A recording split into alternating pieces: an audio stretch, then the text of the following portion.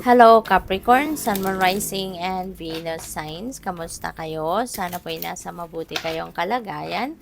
Welcome back po sa Star Tarot at kung bago kayo rito, welcome din po kayo. Please subscribe, like, share my videos, and leave me a comment kung nakaresonate kayo. So, Capricorn, first message po ninyo, retirement. Ayan. So, baka nasa retirement age na kayo, Capricorn, and maybe you are considering na talaga na mag-retire na. Or baka nakapag-retire na kayo and maybe you're starting, 'di ba?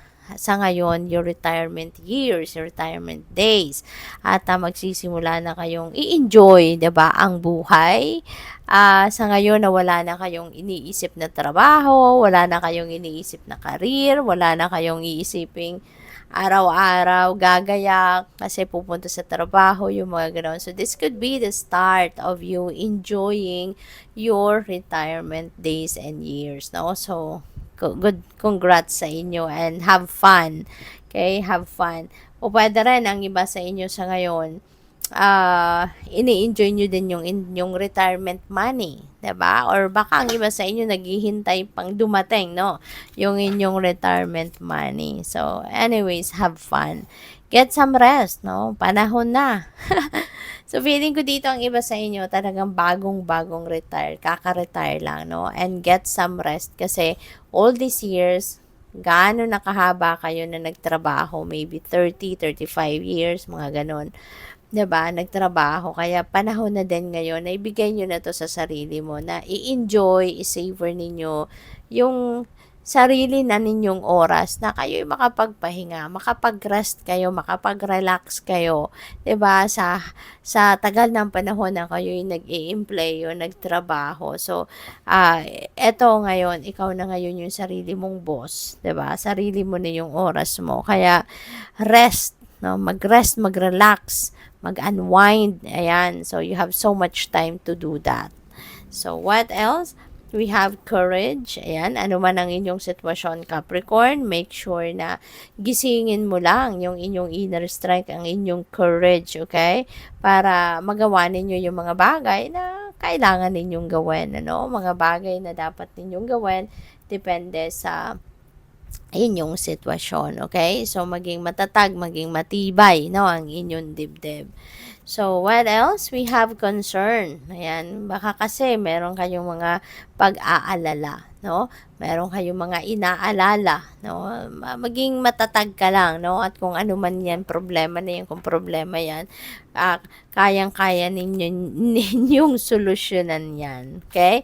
Always remember na wala naman problema na hindi natin kayang solusyonan, hindi ba? Kaya wag kayong mag-worry, okay? At kung meron man sa tingin ninyo mahirap na sitwasyon, nakakapagod, ialay ninyo yan sa Panginoon. Lift it all up to God, alright? Lift it all up to God dahil tutulungan kayo ng Divine Universe, no? Na maayos yan. We also have child. Baka ang iba sa inyo is going to give birth sa ngayon, or baka yung person ninyo, maybe you are welcoming a new member in the family, no? May bagong baby, or po pwedeng bagong sitwasyon ito sa buhay ninyo, no? Kasi this is also a new beginning energy. So maybe you are starting something new in your life, no? Ayan, no, yung retirement niyo, that is something new. Or it could be anything else. Baka meron kayong bagong negosyong itatayo, baka kayo ay may bagong trabahong gagawin, or kahit ano man, may bagong interest, may bagong hobby. So, depende, no? But you are definitely going to embrace something new in your life. So, we have volunteer. Ayan, maaaring ito na, marami na kayong time ngayon na mag-spend time sa pag-volunteer, no? Sa pagtulong sa community, sa mga institution, yung mga ganon. So, we also have emotions. Ayan, maybe ngayon you are going to be very emotional. Baka nagsisenti ang iba sa inyo, nagdinilay-nilay, nagmumuni-muni, and baka nagre-recall kayo ng mga past circumstances sa buhay mo, mga past experiences. So, maybe nagiging emotional kayo sa ngayon. Oh, wow, look at this Capricorn. So, hang on, dito muna tayo, dietary change. So, baka ang iba sa inyo rito magkakaroon ng, or kailangan, no? Baka advice ito sa inyo na kailangan mo nang baguhin ngayon ang inyong diet, no?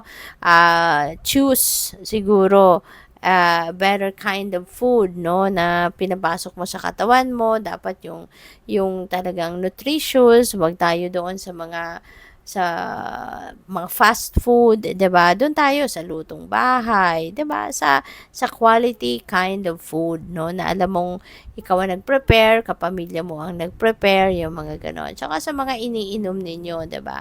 Kasi kung anong quality ng the quality of life, no, na na-experience natin, malaking epekto doon kung ano yung pinapasok natin sa katawan natin. Kasi kung puro tayo kunyari, puro fast food, puro instant, 'di ba?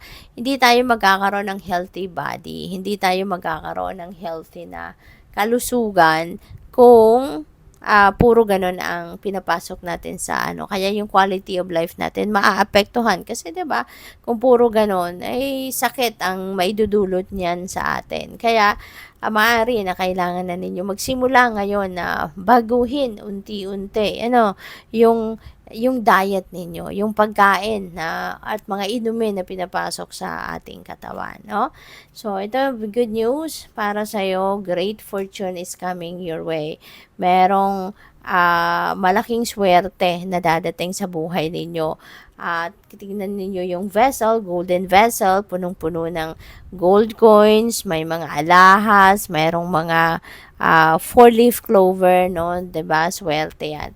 So, maraming swerte na pwedeng ibubuhos sa inyo kasi 'di ba, binuhos niya. So, maaring ganyan na mangyayari sa iyo.